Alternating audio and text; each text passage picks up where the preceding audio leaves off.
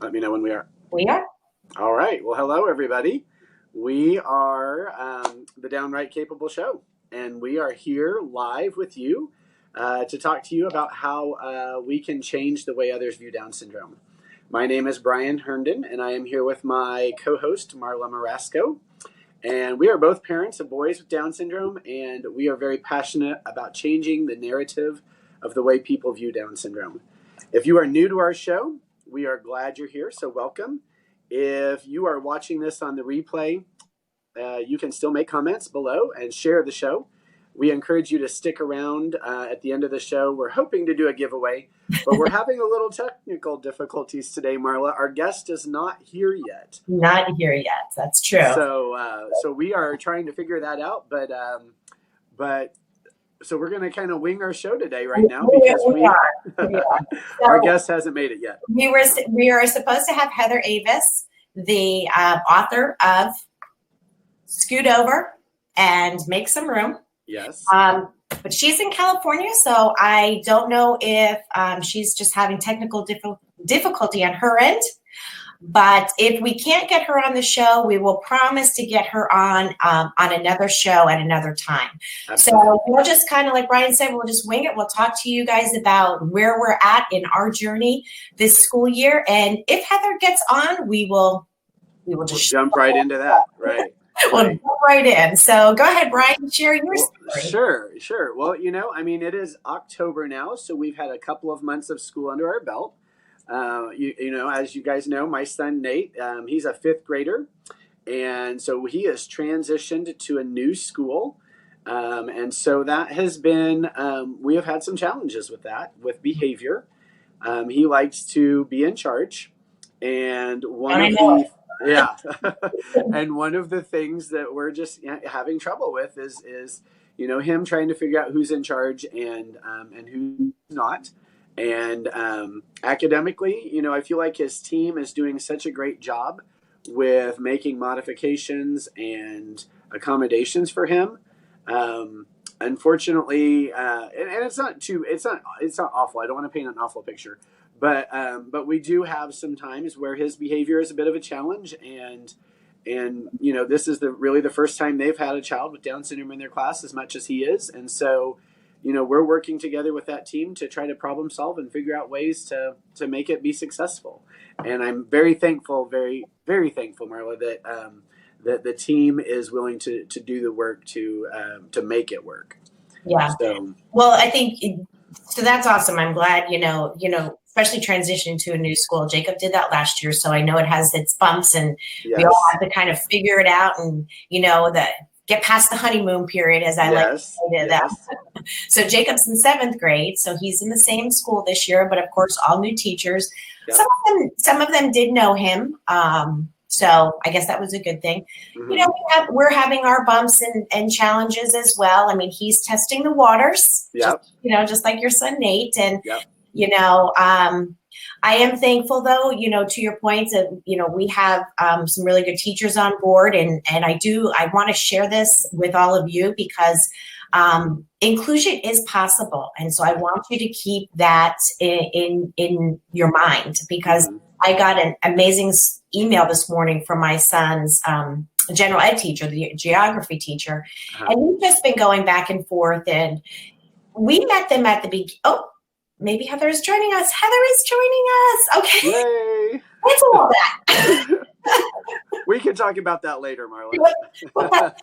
Now let me bring her on the show. All right. Heather. Hey. Oh my gosh, you guys, I'm so sorry. Hello. Hi. Sometimes when I log in through Safari, it doesn't work and it wouldn't let me do anything. So then I thought, I'll try Chrome. And here we are. Chrome to the rescue.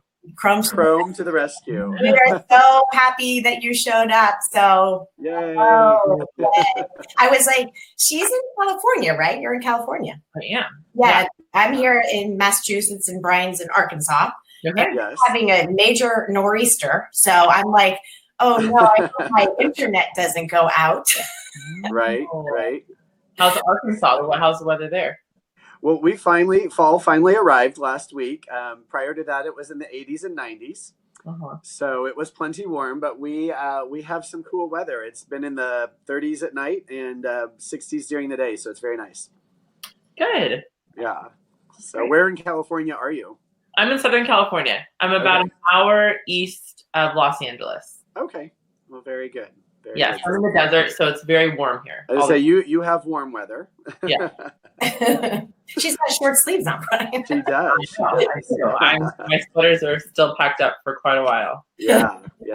Well, we are so excited to have you here. We were kind of just convincing a little bit about, our son's school year, but now that you are here, let's get the show started here. So I just wanted to let everybody know that we are excited to bring Heather Avis on. She is an amazing wife and mother to 3 beautiful children, Mason, Truly, and August. She is also the author of 2 fantastic books, The Lucky Few, and her latest book, Scoot Over and Make Some Room. And I am sure you probably have heard an episode or more of her podcast, The Lucky Few. Yep. And I actually got to meet Heather at the NDSC, the National Down Syndrome Congress Convention in Pittsburgh this past June. And honestly, she was just a breath of fresh air. She was so down to earth. She had a warm and welcoming smile, and we had a lovely conversation. And I just knew that I wanted to bring her on our show because she has such an important message that I want everyone to hear. So Heather, thank you again for being here. And I know I talked a little bit about, yourself and your family, but can you just share a little bit more and share something that we may not know about you? Sure, of course. So yes, I'm married to Josh, and we've been married 17 years. We run a social awareness brand called The Lucky Few. Mm-hmm. And we have 3 kids. All 3 of our kids are adopted. They came to us through adoption, all born in Southern California. Mm-hmm. Our oldest and our youngest have Down syndrome, and they all came home as babies. Our middle daughter is African-American and Guatemalan, but no disabilities or special needs. I mean, we've all got special needs, right? Right. But she was almost 6 months old when she came home. Our oldest was 4 months old, and our son, our youngest, was we got him from the hospital. So just a couple days old. Yeah. And let's see, something that people might not know about me. So, okay, I'm very frugal. Some people would say cheap, but I'm not. I'm not a cheap person. It's okay to be cheap. I love it. I am very frugal, though, and I get like a real kick out of a good deal. Yep. And my favorite thing ever is to go yard sailing, to go to yard sales. Awesome. I do that almost every Saturday that I'm home, and weather permits, which is almost every Saturday in California. Right. Yeah. I go with my 2 best girlfriends, and we get up at 6:40. We meet at 6:40. We're not joking around, and we are hardcore, and it's my favorite thing ever. So most of the things in our home are either hand-me-downs or thrift store or yard sale. I think you and my wife would get along very well. Yeah. Have you ever done the Facebook Marketplace? I know that's like a big thing. A lot of people have been doing. I have to be honest with you. I did that a couple weekends ago and got a headboard. So yeah. So I'll if I'm looking for something specific, I'll look on there. But I'm also real snobby about it now because I'm like a friend of mine got these really great name brand jeans at a thrift store that's a little pricier. I'm like, these are only $15. I'm like, girl, you do not spend more than $5 on something. Right. She's like, that's our name brand. I'm like, doesn't matter. Doesn't matter. Yep. So I get real snotty about it. So sometimes Facebook Marketplace is a little too expensive. Yeah, I agree. Totally understand. I agree. Well, Heather, it's very interesting just thinking about your story. You've got 3 children, all 3 adopted, 2 with Down syndrome. So this is, tell us a little bit about that story and how you came to the place of having 2 children with Down syndrome. Sure. So we tried to have kids naturally, and it just didn't happen. So our initial adoption came about because we couldn't have kids. And so we were either going to do in vitro fertilization or we were going to do adoption. And adoption was the right choice for us at the time. And so we just started down that path in hopes of a healthy infant. So we went with a private adoption agency, paid a lot of money. You check off a bunch of boxes when you do adoption plans. Yep. And said no. I mean, who our daughter is on paper, said no to so much of what she is on paper. And it's a very long story. My first book, The Lucky Few, goes into all the details. Yeah. There's a whole book about it. But to keep it brief, we basically found out about her through a passing conversation with our social worker.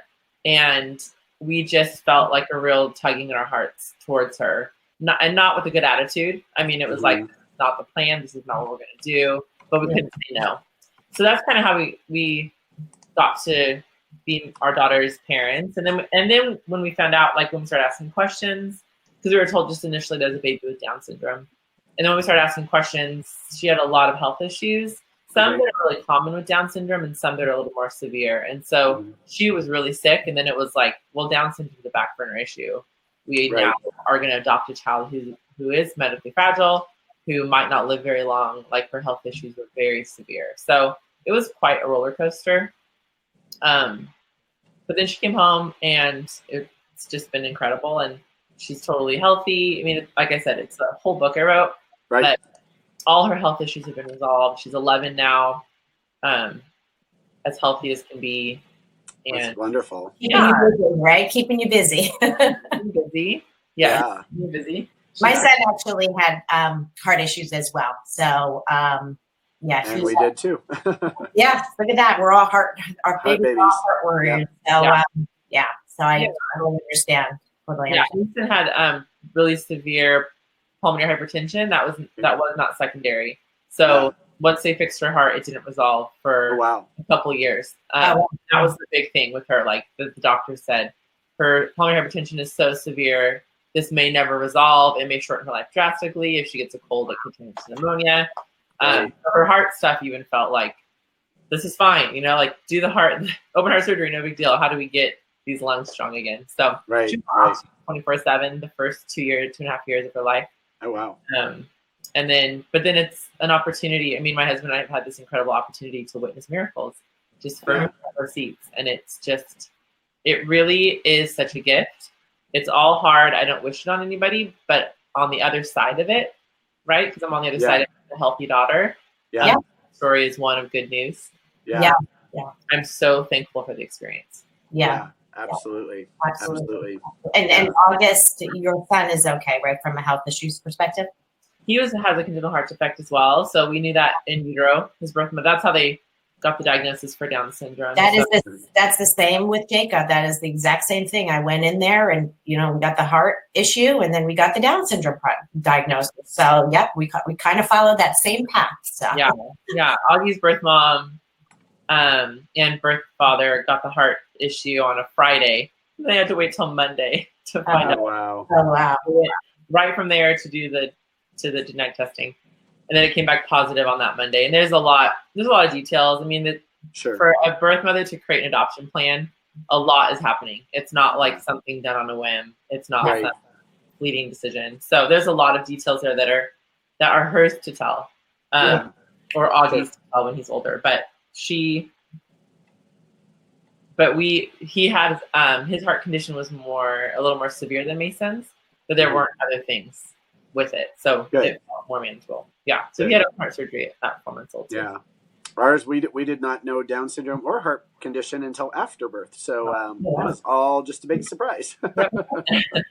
So very good.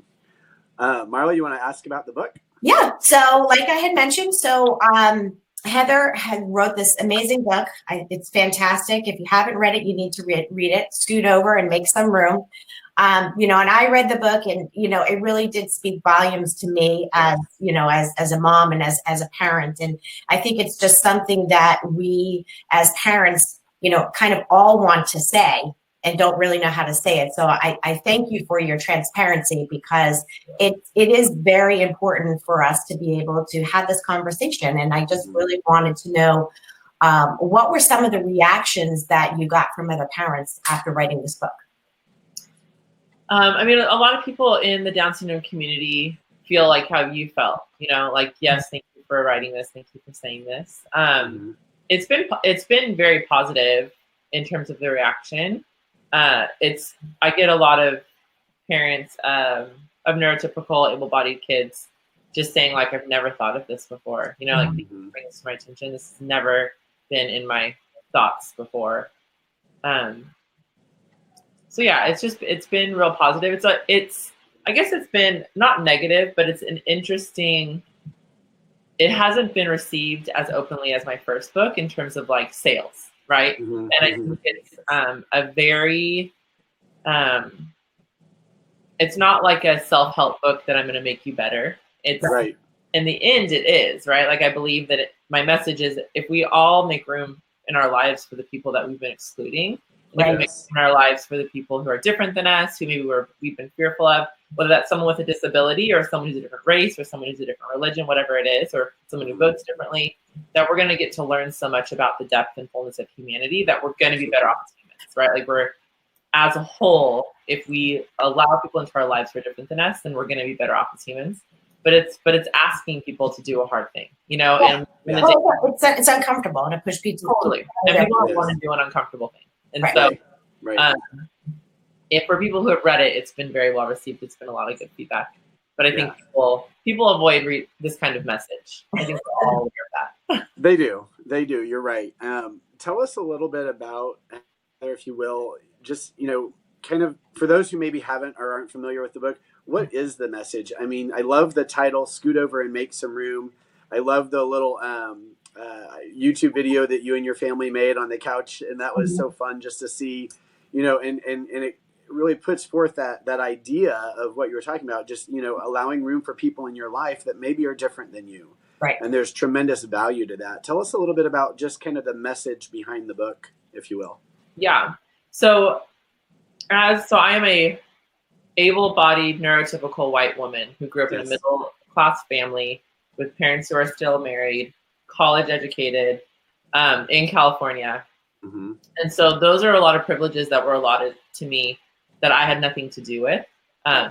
Obviously, I made choices, but a lot of privileges were given to me, and that made it a little bit easier for me to step into almost anywhere in the world.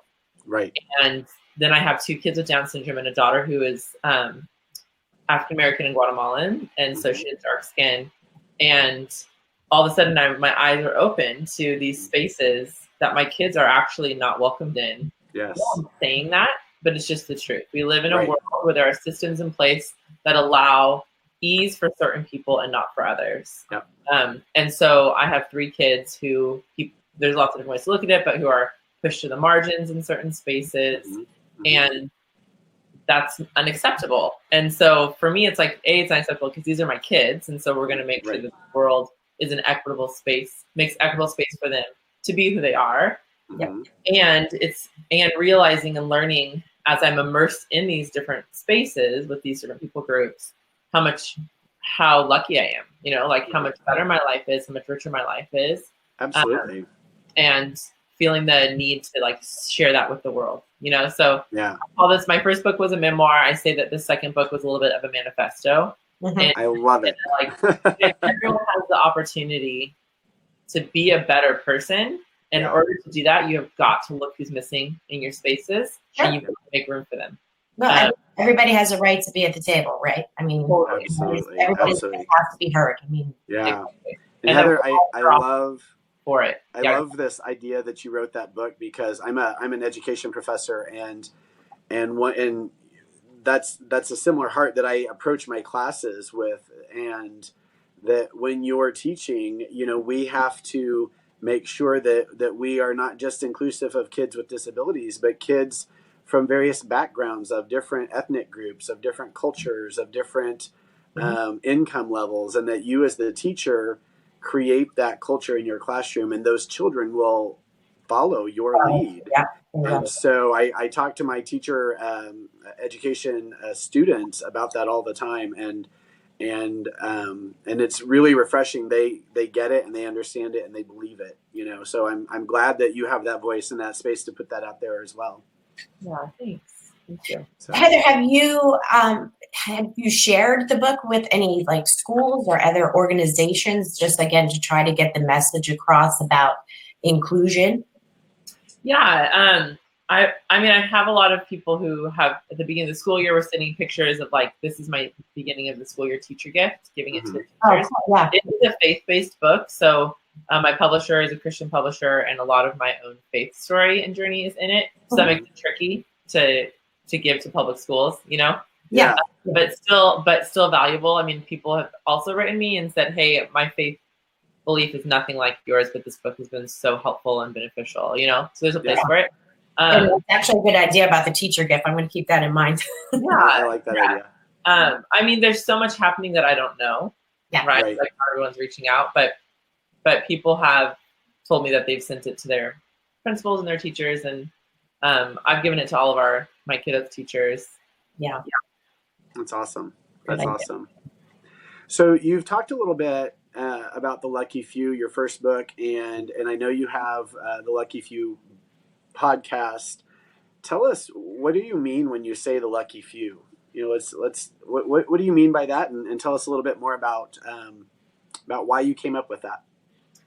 Yeah, I came up with the phrase when Mason was still pretty little, my oldest daughter Mason, and I mean, it must have been like 9 years ago, so she was 1 year old. And it was just the idea that there are a few of us who have a loved one with Down syndrome, and those of us who do are so lucky. And I really felt that. I had so many moments with Mason where it's like, granted, my story is different because I chose adoption, but it wasn't like I went into it excited to have a child with Down syndrome. Yeah. That it was like a long journey for me to get to that point. But I remember in those first couple of years, just looking at her and being overwhelmed with gratitude and amazement that I get to be her mom, and really feeling like, wow, not many people get this. Right. What a gift. And so just feeling super lucky that I get that. And so that's kind of the phrase. There's a few of us that love one with Down syndrome. Those of us who do are very lucky. And then when we started an Instagram account, just started using that as a hashtag, with no intention of it being anything, and so, I mean, 8-9 years later, it's now synonymous with Down syndrome community, and that's incredibly honoring and humbling that like on our end. I feel pretty amazed by that. Yeah, I have used it many times, Heather, so I identify with it very much. So I appreciate that. And sometimes there are people that may not feel so lucky. Sure. And, like you said, I love that you are just very open with, this is a journey that me and my husband chose, and we pursued this, but some people didn't choose that, and maybe they don't feel as lucky. What advice might you give them? And I know that's a loaded, big question and a very short show, but like, how might you encourage them to maybe think differently about kind of what they have in front of them? Yeah, I hear that, and I'm glad you said it, because I was just about to say not everyone shares in this. Right.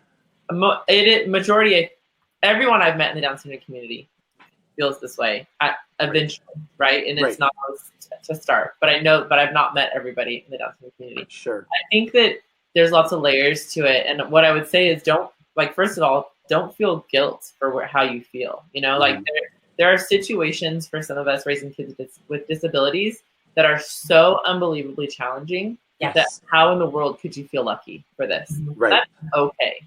That is okay. But what I would encourage people to do is to figure out, where are those feelings coming from of feeling unlucky, for lack of a better phrase right now. Is it because it's been so ingrained in you that life should be a certain way and now it's not? And so you're fighting that, which isn't necessarily Down syndrome, right? That's just an unmet expectation, or that I think that some people have an idea of how their life is going to unfold. And it's so incredibly different that it's hard to see any goodness there. Yeah. And that's okay. I mean, to that, I would say be gentle with yourself, be gracious, and just take it moment by moment. Yeah. And then practice gratitude in a sense that's like in little ways. So what can you be grateful for today?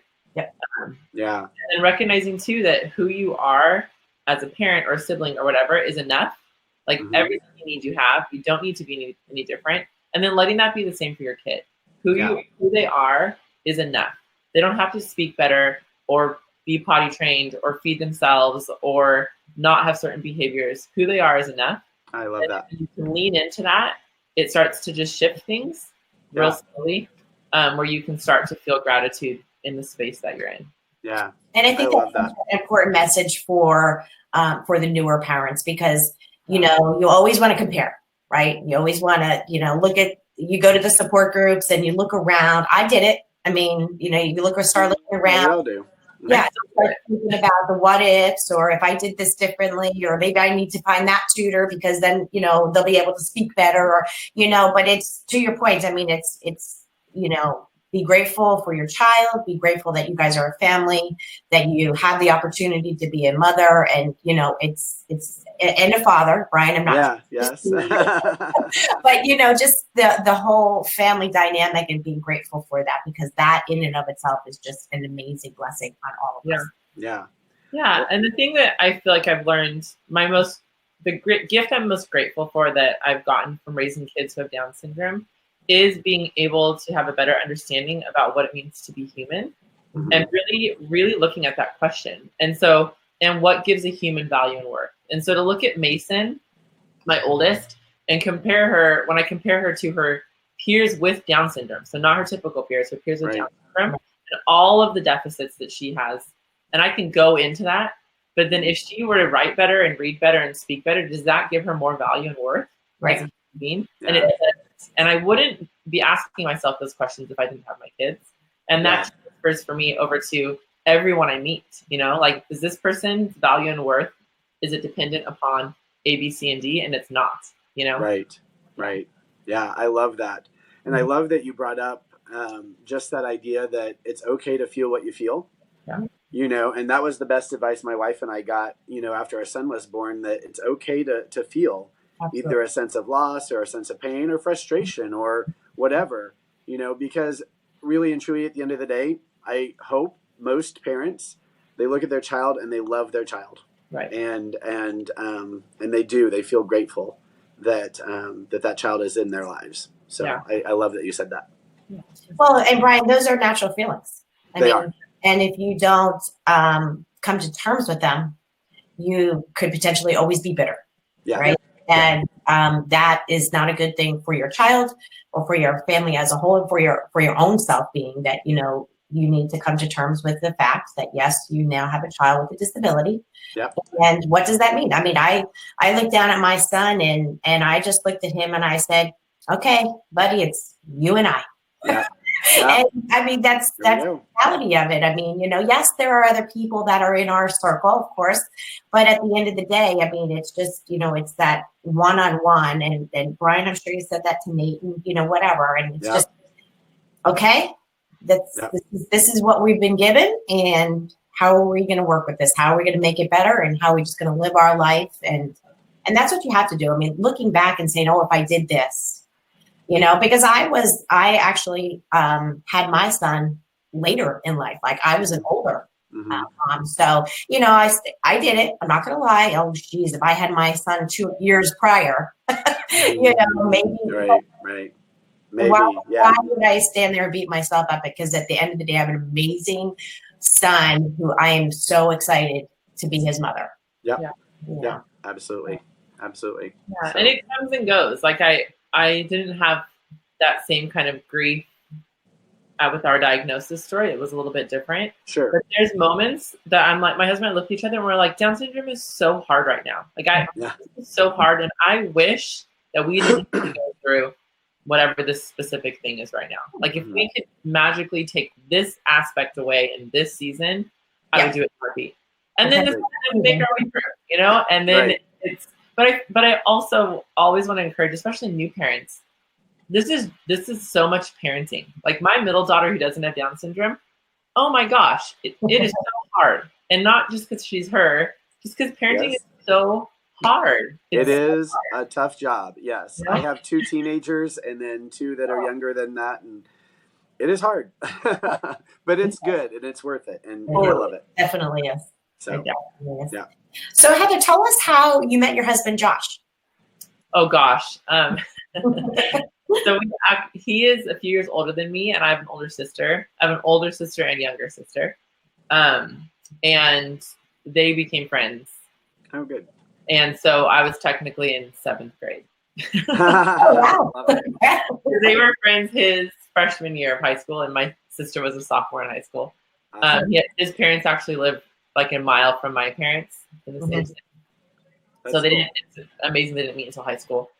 And so you guys work together, right? So like, how does he support the mission that you're trying to carry out here? I mean, how does he support you? Yeah. So the Lucky Few, our goal is to shift the narrative for people with Down syndrome and to create a more inclusive world for everybody. Right. So we do that through the books I've written, through the podcast. We run events. We do social media, influencing, and I travel and speak. And so my husband happens to have his degree in graphic design and marketing. Oh, good. So we are a perfect team. Yeah. He does all the design stuff and a lot of that. It's crazy. We've been doing it together for a year. So about a year ago, he quit his full-time job to come on full-time with the Lucky Few. Yeah. Running and owning your own business is no joke. No joke. I relate to that. I was just telling Brian, can we get some help? We just hired an admin part-time. Oh, good. Yeah. Absolute game changer. Yeah. So we work together full-time and we very much co-parent. I mean, I think there's an idea in our society that there's a mom does most of the housework and the appointments and all the different things. And I travel a lot, so it's very not 50-50. It's 100-100. Yeah. No, I love that. Thank you. Yeah. You have to tag team it. I mean, because it's like you said, it's too hard to do it by yourself. And God bless the people that are doing an amazing job as a single parent, because I actually say that I don't know how they do it. I'm just like, holy moly. Parents out there, so much respect. Yeah, for sure. So Heather, I heard in one of your presentations, I'm going to read this from my notes, but you had said something that was just kind of so profound, and it really, I mean, I literally played it back 3 times because I just sat there listening, thinking about what you said. And you had mentioned that as a mother of children with Down syndrome, I find myself having to work twice as hard for my children to be seen as half as much. And I said to Brian, I go, just go listen to that. Think about that. And, I mean, it really stuck with me because it is true. I mean, we work so hard. And I mean, you have your platform with the Lucky Few. We have our platform here with the Downright Capable Show. And, we are trying so hard to educate society on inclusion, and that we really all need to do a better job of it, not only in our schools, but in our community, in our churches, in our places of employment. I mean, especially right now in this era, I mean, inclusion still is being talked about. It's not easy. It's not easy. People just don't get it. And you would think, we've been talking about it for a long time. So right. Like, I guess my question to you is like, what more as a community, the Down syndrome community, can we do to push this message forward that we all need to be respectful of all abilities,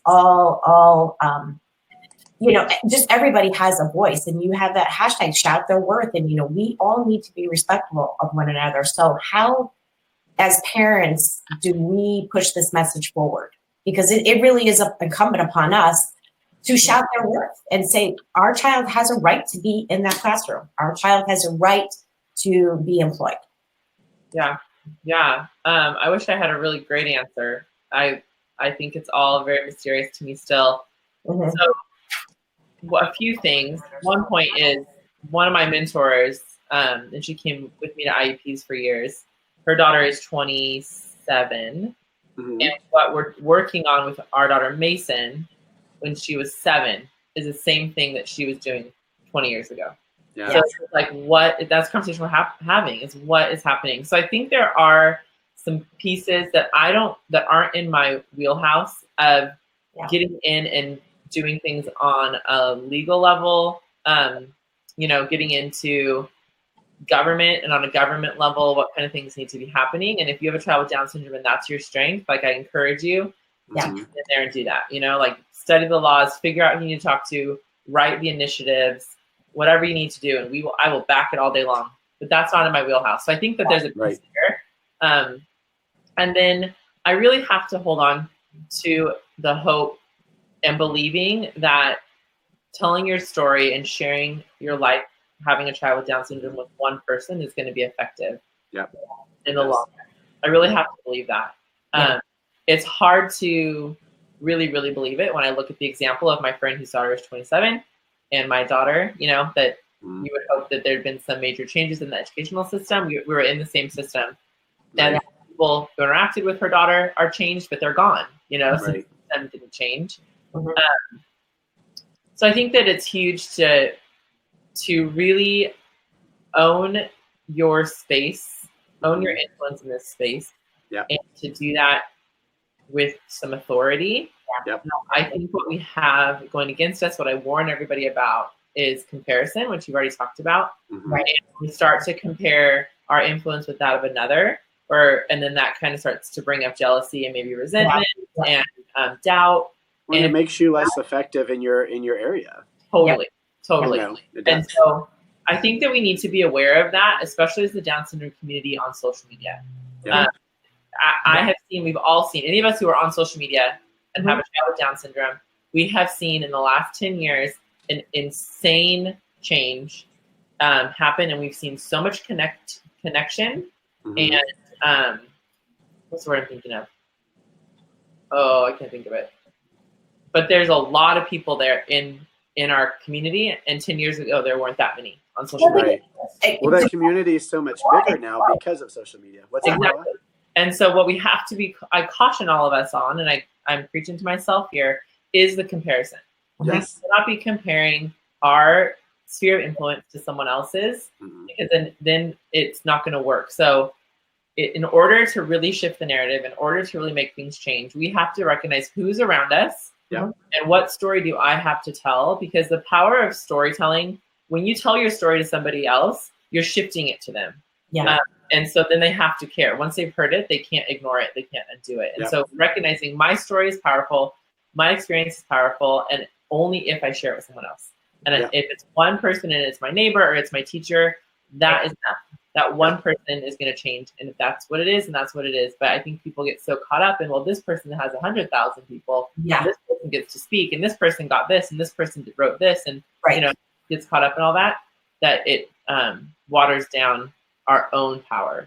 So I do have to hold on to hope and believe that if everybody owns their own influence, if everyone steps into their story and uses it as a powerful tool, that we'll continue to see some changes take place that hopefully will take root and affect people. Well, and just to your point there, Heather, just thinking about, we look at things through a it's hard to say, strengths-based lens. Right. And, we do that for our kids, and we say, IEP team, let's, look at our strengths and blah, blah, blah.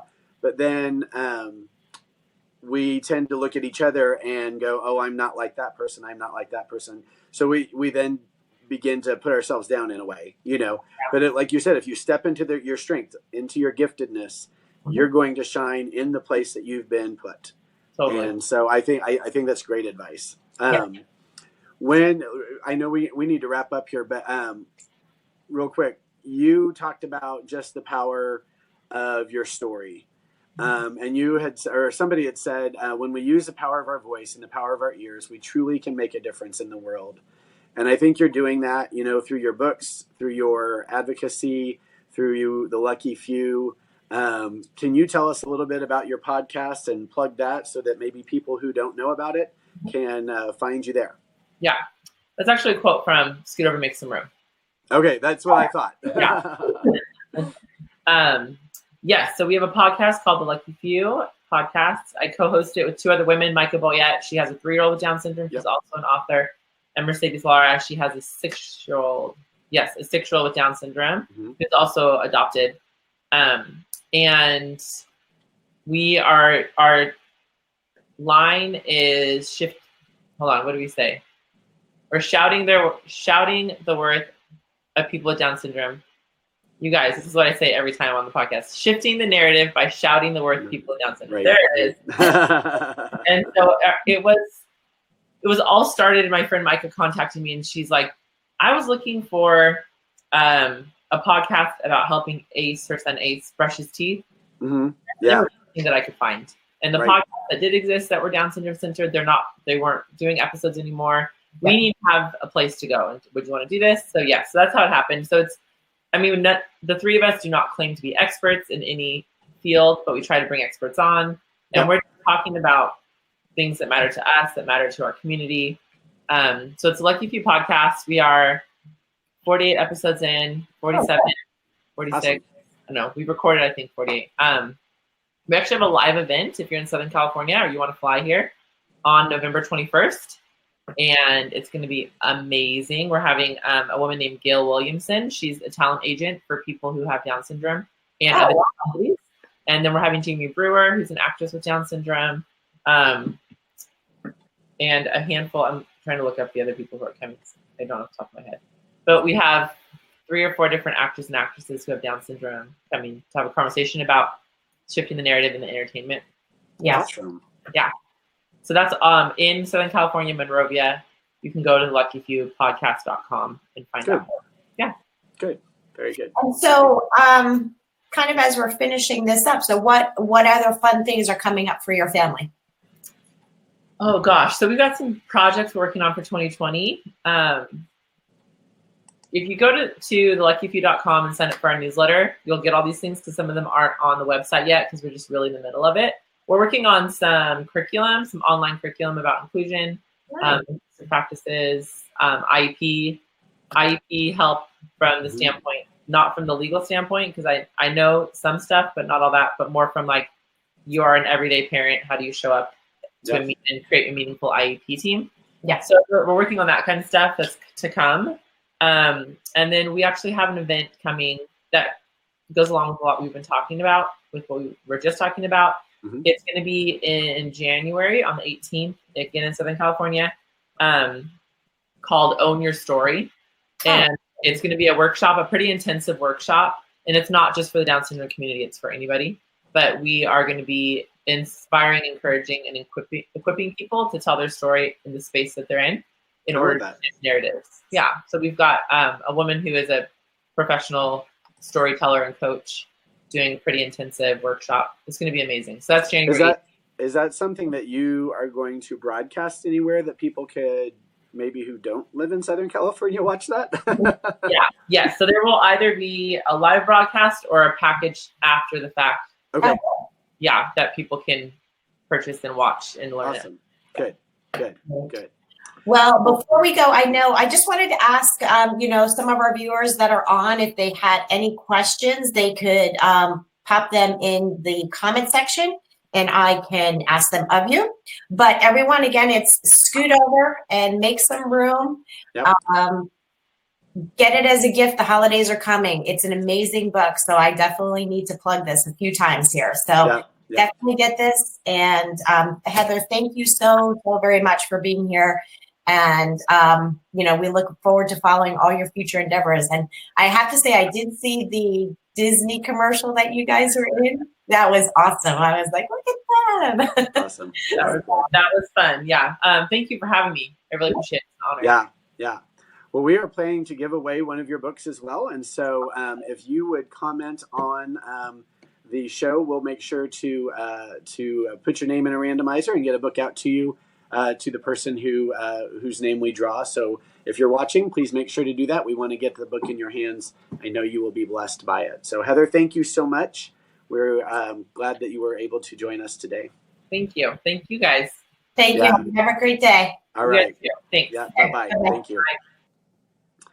So Marla. Great. It worked out. Yay. It did. Yay. It worked out really well. Very good. Very good. Such an important show. I wanted to make sure we got her on. Absolutely. And I'm glad the technical difficulties that Chrome came through and that Safari didn't work, but Chrome came through. So yes. So well, we actually didn't do a show in September, and we are doing 2 this month in October. We had our show today, and we are planning a show next Thursday, October 24th. And I am excited to announce that we're going to have Sarah Jo Soldavieri. I hope, Sarah Jo, I'm saying your name right. She is the manager of the Inclusive Education Programming for the National Down Syndrome Society. So we are super excited for her to join us next Thursday, the 24th of October at noon Eastern Time, 11 o'clock Central. It's going to be a great show, and she is a valuable resource for parents and educators alike. So you won't want to miss the show. Again, it's Thursday, the 24th at noon Eastern, 11 o'clock Central, let me get that right. Mm-hmm. And it will be chock full of great ideas and resources to better support your child. So make sure to tune in. And I just encourage you, I will put an event on the Facebook page. I encourage you guys, if you have any questions, just broad questions, not obviously specific to your own child, but if there's some broad question that that you want us to ask on the show to Sarah Jo, please let us know that in advance. Yep. We always come up with our questions, but we do want to respect you guys for being here on the show and make sure that we incorporate any questions that you guys may have. And like Brian said, make sure that if you are watching this on the replay to comment on the show so that we can get your name into the randomizer for the giveaway for the scoot over and make some room. You will be blessed for it. I guarantee it. Absolutely. And think of it as teacher gifts. Never thought about that. So I had neither. And I know my son's team would probably love it, actually. Absolutely. Absolutely. So that is definitely on my holiday list for sure. So thanks again, Brian, for being here. See everyone next week and have a great day. All right. Take care. Bye-bye.